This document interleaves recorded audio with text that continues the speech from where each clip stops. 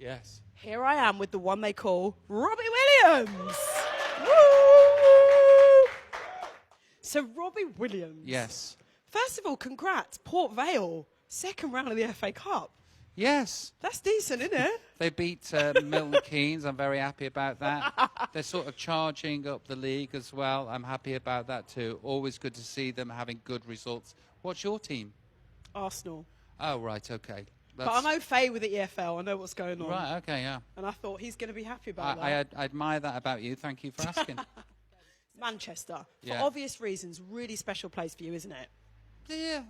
There was a thing that happened in 1990. You met some guys. Yeah, we got together in Manchester, and but you know. But do you love Manchester, though? All jokes aside. Listen, I love coming to do gigs here. Yeah. I love the shows, and I love the people of Manchester. But those 5 years in that band wasn't the happiest of times for me. So, you know, as something like remind you of certain moments in your life when you weren't at your best.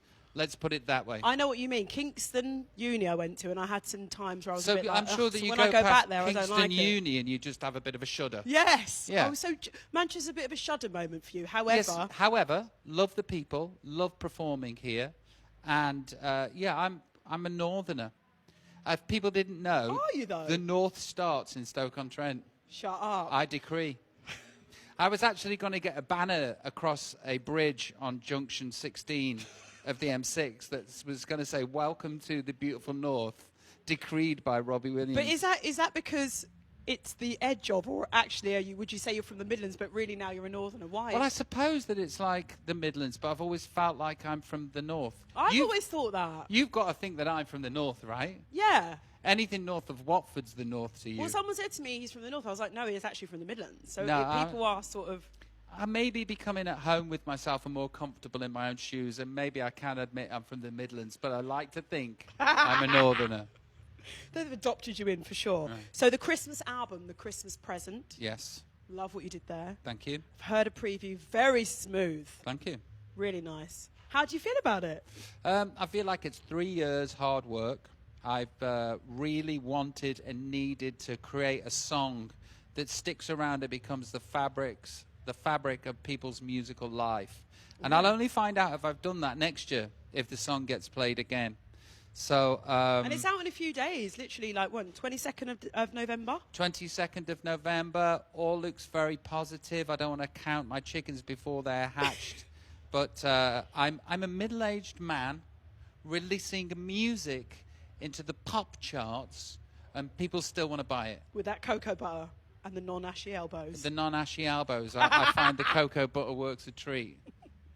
And speaking of Christmas, what are you going to be asking Santa Does for? cocoa butter help with like eczema?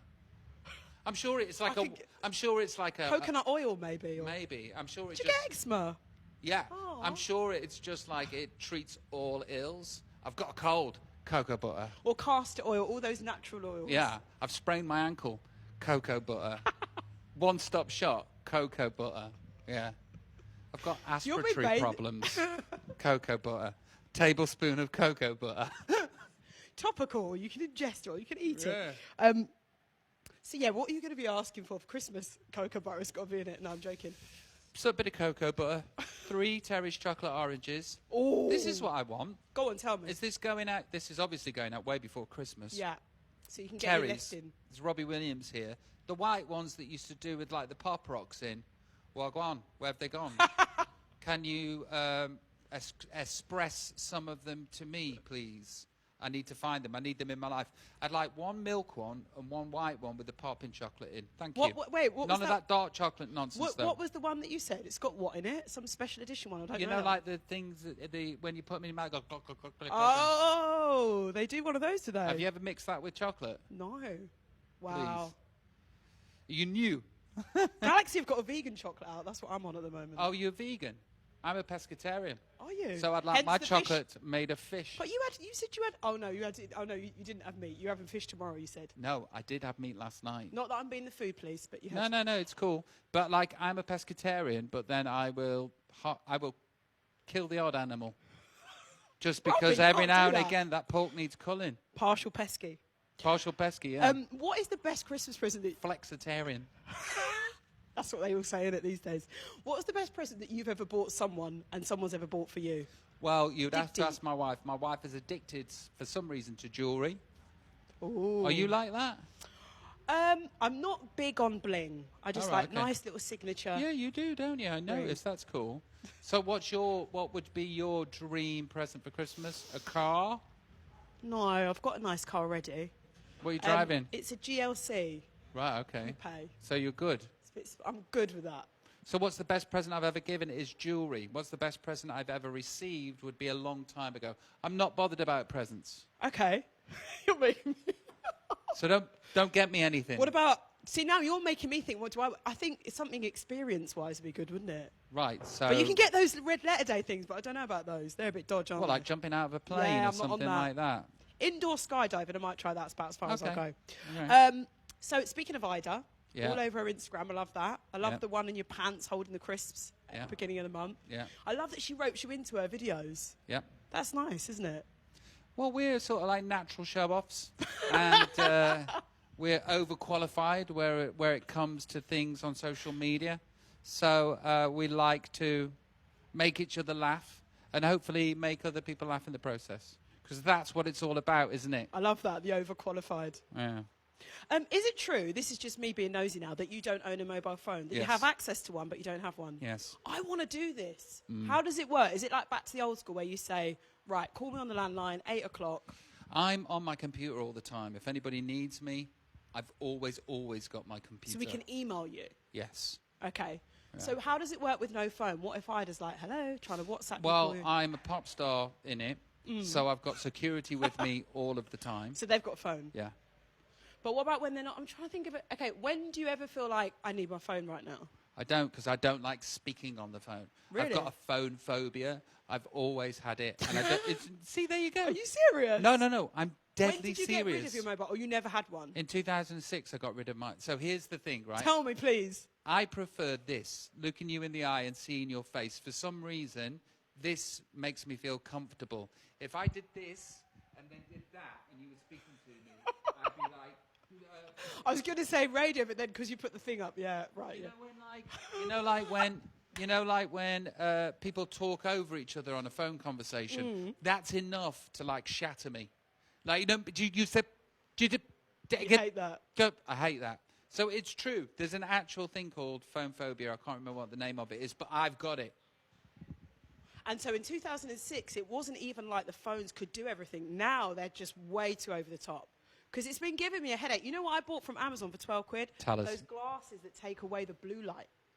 Oh, yeah. Can't you get an app that just takes away the blue light? It does go into warm light now, but now I might get rid of my phone. See, I just need to roll with an entourage. I yellowed my screen. Yeah, I did that.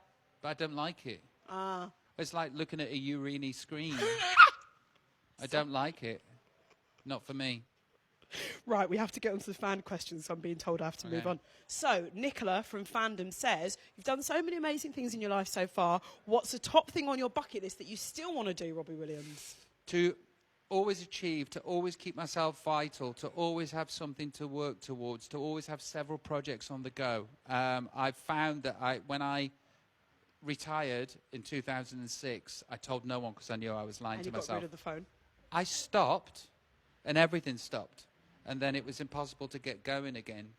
And I just need momentum and I need purpose. So my bucket list is to always keep trying to achieve something that's in front of me. But have you got like a specific thing, for example, that you can share with us? Yes and no. Go on then with the yes bit. Yes, there are things. No, I can't share them with you. Go on, RW. I can't. No, I can't. Okay, fair play. You know, things need like fanfare and an explosion. Do you know what I mean? Yeah. So I don't... I know what you mean, that growth is good, that you're always wanting to grow because you don't want to like seize up and feel like, what's next? Yes. You do need that. Yes. So Sharon says, if a film was made about your life, who would you want to play you? I would want me to play me, but I'm too old. Yeah, but they can do that thing where they make someone look younger and then older again. But anyway, the cocoa butter, remember? Yeah, I don't really know. What's that Scouser that gets all the jobs who's really nice? Is he a hottie? Who's that? What's his name? Did you know what? Stephen? Yeah, Stephen Graham. Okay, that's a good choice. Yeah. So Andrew says, what's your guilty pleasure? I don't believe in the premise. I don't believe in the premise of a guilty pleasure. Why? Because everything's just a pleasure. I knew it. It's sort of like, what's your musical guilty pleasure? How dare you? How pompous to even think that something has to be a guilty pleasure. Why can't it just be a pleasure? Take your pomposity and get up the road with yourself. Right, so Sharon, with 2 R's this time, I would like to ask Robbie to introduce stationery to his merchandise. She wants a rubber. I know she is. A Robbie rubber. She wants a Robbie rubber. She asks for it all the time. It's very niche, and it won't be happening. She's got through the cracks again, hasn't she? I can't believe that I've been duped. Yeah. Chloe says, what's the coolest thing that you've ever bought for yourself? The coolest thing I've got this new van. Oh, yeah? And on the outside, it looks as though it could contain tools in it. But on the inside, it's like Gaddafi could roll in it. Wow. Yeah. It's plush. So it looks like a plumber thing. Looks like a plumber thing. But on the inside, it's a Drake thing. Yeah, so there's that sounds sick, you know. It's great. It's got 3 TV screens. What do you do in there? Just roll around to the shops or? Well, it's insulated, so I can't hear anything. It's the only place that I'm genuinely by myself in. And it's got these first-class seats that you can go all the way back so you can have a sleep. It's got a super booster on the Wi-Fi, and it's got every channel known to man. When I get home, sometimes I stay in there. Overnight? No, just for an extra 20 minutes. And does someone drive you around in it, or do you actually get in and drive? Oh, no. I can't drive. I haven't got a you license. You can't drive? No. I'm a man-child. Have you never, ever driven? I've never had to grow up. And I used to feel bad. I used to feel bad about that. No, but now don't I'm feel bad about it, Robbie. Yeah. Own it. You are, anyway. I'm a good husband. I'm a good dad. Exactly. That's all that matters. Brilliant. Have we got time for my final question? Robbie. Yes. Out of all the things that you've done in your life, yes, give me one anecdote, one crazy story that you will tell the grandchildren. One crazy story that all of my crazy stories revolve around things that I can't tell children. Damn it. But once they grow up, there are many stories that I could tell them. Unfortunately, I can't share them with your listening audience right now. But they would get you into trouble, the radio station, the TV station, off air, and I would cause an international incident. And I've done that 3 times in my life. We kind of wanted that, but it's fine. We'll let you off. Yeah. Thank you so much. Pleasure. Really nice to talk to you. Pleasure, and you. It's live.